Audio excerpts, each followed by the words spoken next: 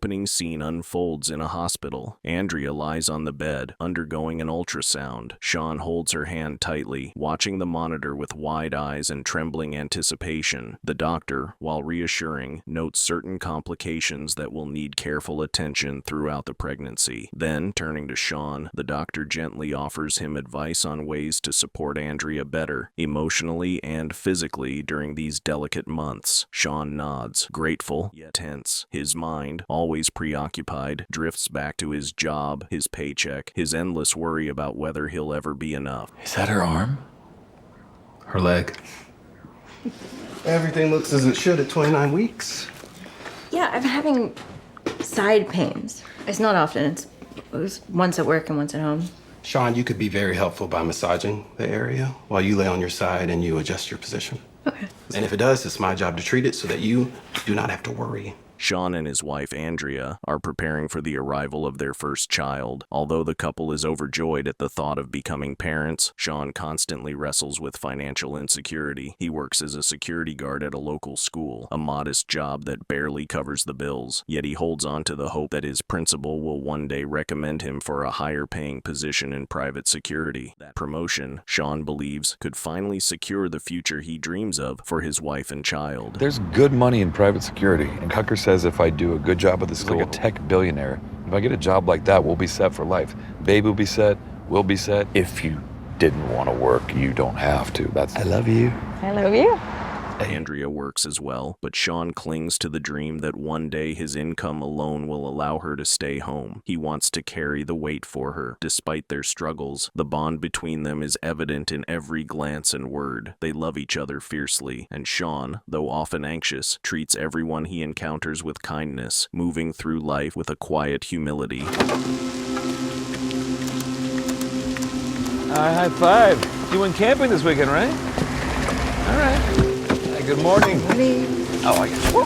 That's all right. Then one night, something strange happens. While working out outside to clear his head, he notices the street light above him flickering. He slows, looking up. In the sky beyond, a light begins to move erratically, darting and twitching like the cursor of a computer, too sharp and deliberate to be natural. He freezes, his chest tight, eyes wide as the light grows brighter, stranger, and then, as suddenly as it appeared, it vanishes. The night returns to silence, but the moment leaves Sean unsettled, as though the world has shifted in some imperceptible way.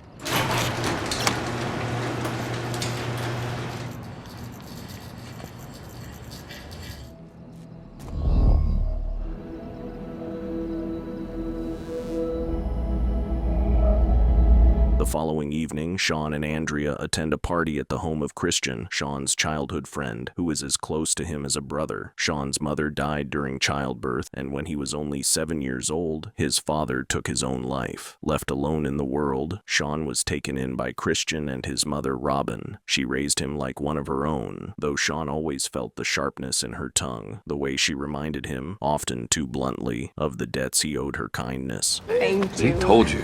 No. Good to see you. Good to see you too. Thank you. Hi, how are you? I know you'll never call me Mom, but is Aunt too much to ask?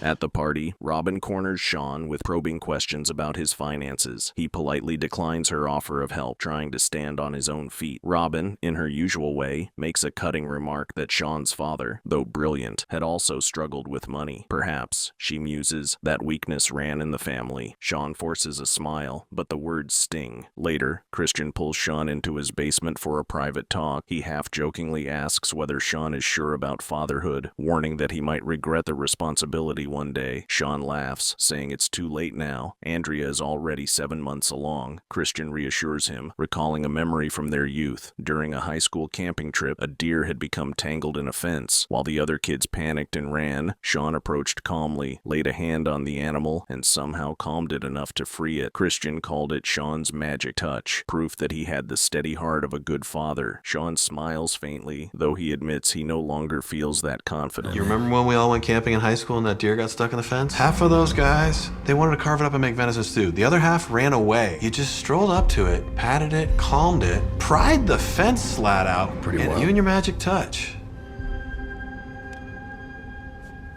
In the basement, Sean notices a small collection of firearms. Christian explains that they belong to his wife's late father. Sean, intrigued, half jokes that maybe he should own one. Christian warns him off, saying he has a baby coming. Lori's dad passed. We ended up with his guns. Been thinking about getting one of these. Yeah, all the more reason. You don't need a gun to protect your family, Sean. That same night, on the way home, Sean receives a text from his boss. There's a problem with the school's security system. Reluctantly, Sean drops Andrea off and promises he'll be home later. Come on, babe, what does it say? He says the alarm is going off and he wants you there, but Why don't I drop you at home and I'll be right back, like 20 minutes. Then it's business time, because I'm a businessman. He fixes the alarm, but when he climbs to the roof to check a flickering light, something extraordinary happens. A blinding glow fills the sky. Sean stares up in trance, almost hypnotized.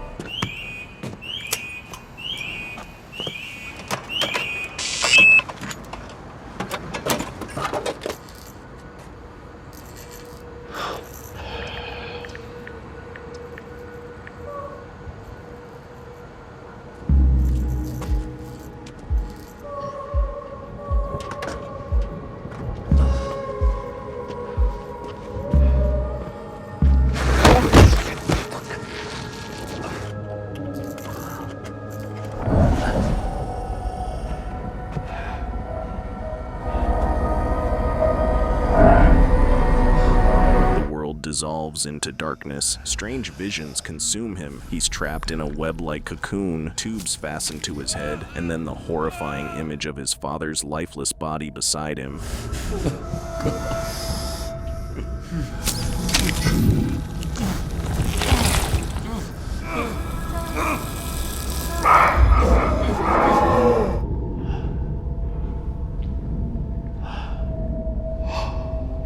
Jolts awake in a hospital bed, head bandaged. Andrea is at his side, telling him he fell from the roof, but miraculously survived with only a head injury. The doctor calls his survival nothing short of a miracle. After a short stay, Sean is discharged to recover at home. Andrea scolds him gently for risking his life over something as trivial as a light bulb. She reminds him that she and their child need him alive. Sean promises to be more careful. John, don't you ever climb on the roof.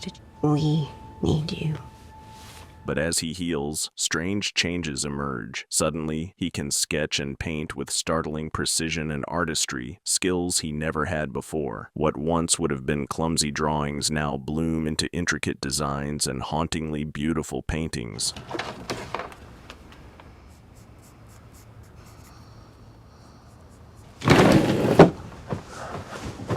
Alongside these talents, however, come disturbing side effects. Sean begins experiencing hallucinations so vivid that he cannot tell what is real. One morning, he watches Andrea leave for a meeting, only to see her suddenly dragged into darkness by some invisible force. He screams, paralyzed, before the scene vanishes like a dream.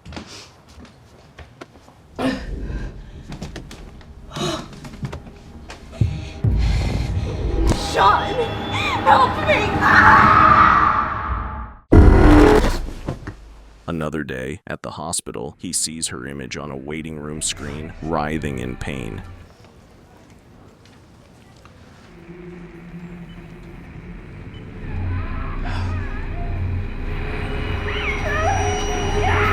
He rushes outside in panic, only to spot a sickly, disoriented version of himself sitting on a bench. Reality begins to slip. I'm sorry, I couldn't think of a better word. What does that mean? He's exactly like his father. His senses sharpen unnaturally, and he can hear distant whispers, footsteps, and conversations through walls. He sketches compulsively, pouring out visions he cannot explain. Doctors run tests but find nothing unusual. Some suggest he see a psychiatrist. Sean, though skeptical, begins therapy. I always encourage my patients to get a second opinion if they're not satisfied with my diagnosis. No. How has your mood been? Any erratic shifts, extreme happiness, sadness? There's a gap. From when to when? In the hospital. They had these tubes on my head, and my dead father was lying right next to me. Sometimes I have a hard time deciding what's real and what's a dream. Far away from a conversation and still hear it. I've been drawing a lot. Before I hit my head, I could barely draw a stick figure. And I'd like to collaborate with Dr. Sturgill, and we'll create a treatment plan. His doctor proposes it might be a rare form of savant syndrome, a condition where head trauma unlocks hidden abilities by forcing the brain to form new connections. But Sean suspects something darker. One night, restless, he hears noises in his house. Knife in hand, he searches, only to find a stray dog that somehow wandered inside.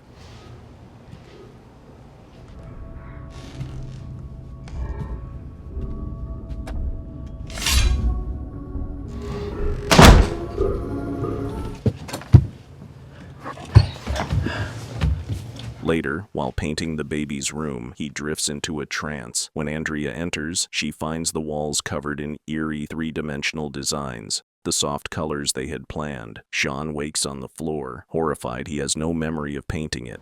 What is this? I asked you to paint the room one color.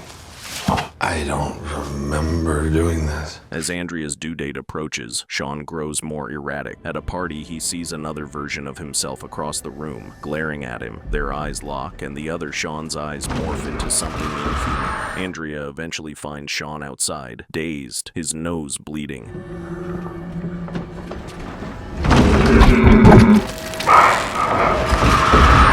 Sean, where the hell have you been? Oh my God.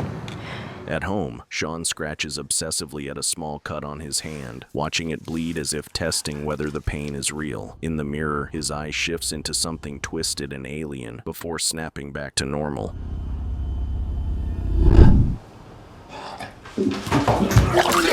He confesses to Andrea that he feels trapped, as though something is keeping him from returning fully to her. She reassures him, but his despair deepens. Just hoping it will lead me back to you somehow. I'm right here. His psychiatrist encourages him to keep drawing, suggesting his subconscious may be communicating through art. His sketches grow strange alien figures with hollow eyes, barren landscapes, cryptic symbols like maps. How old were you when your parents died, Sean? And my dad held on for about 7 years until he took his own life. Raised me Christian. He's basically my brother. Do you have a plan? No. Do you feel your father quit on you? I don't think it's fair that I grew up without both of my parents. Andrea pleads with him to focus on her and their child, but he cannot stop. Desperate, Sean visits Christian again and demands a gun. Christian resists, warning him it's dangerous, but Sean insists. He believes something is coming for his family. He hides the weapon in his car. You're not yourself since you fell, man. I'm worried. You 100% do not need a gun. Too cheap. Just want to protect my family. From what? Days pass in a blur of visions and paranoia. Sean hears phantom cries of babies and sees alien faces in those he trusts, even Robin.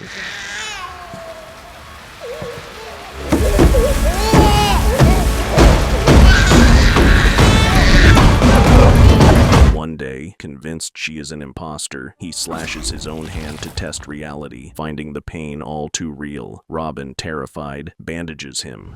Is something wrong? You're one of them. Who's them? None of this is actually happening.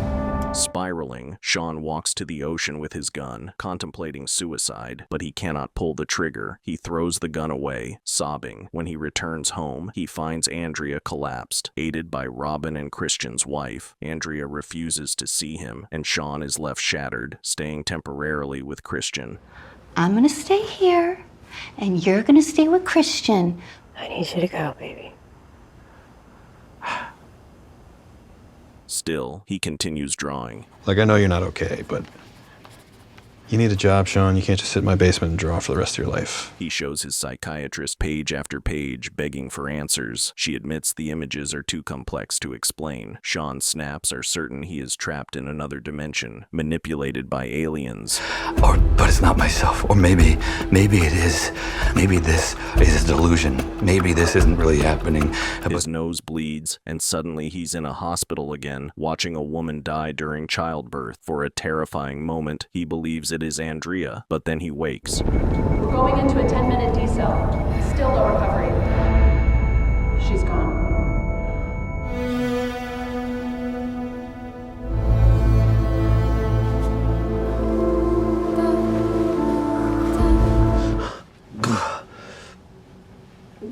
In the baby's room, new paintings appear, scenes from a place called Astor. The name stirs a memory. Astor was the town where his father once lived. Sean drives there, following landscapes that match his sketches. To his shock, he finds his childhood home, and sitting outside is his father.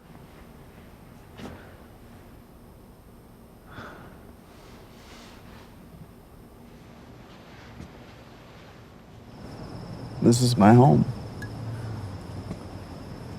Sean knows it cannot be real, yet he feels comfort as they speak. His father tells him he will be a better man, a stronger father than he was. Through tears, Sean thanks him. As he turns to leave, a gunshot echoes. The moment of his father's death is replayed. I'm glad you came by. You live here alone? Me and my son. He's at his friend's for the weekend. You got kids? Got one on the way. Your son loves you. Thank you. The blinding light returns, and Sean feels himself being pulled back. The story circles back to the school roof, where it all began. Dizzy and sick, he vomits. A stranger approaches, offering him a ride. Good, breathe. Oh, been digging around your brain all night, man. Really did a number on you, huh? The man clearly knows him, though Sean has never seen him before. His notebook contains Sean's name, along with dozens of others and precise coordinates, as if tracking those who return from somewhere else. Without further explanation, the man drops Sean at his house. Sean doesn't ask questions. He only wants Andrea. He lies beside her, smiling faintly, as though finally free. But on their bedroom wall, every drawing Sean ever made, the alien figures, the landscapes, the cryptic symbols, covers the space in a vast mural. If it was only a dream, how did the drawings appear? The film ends with this haunting question, leaving us uncertain whether Sean truly came back or if he ever left at all. Did this story spook you out? Let us know in the comments below. For more horror movie recaps, subscribe to our channel and we will see you in the next one. Fear awaits you.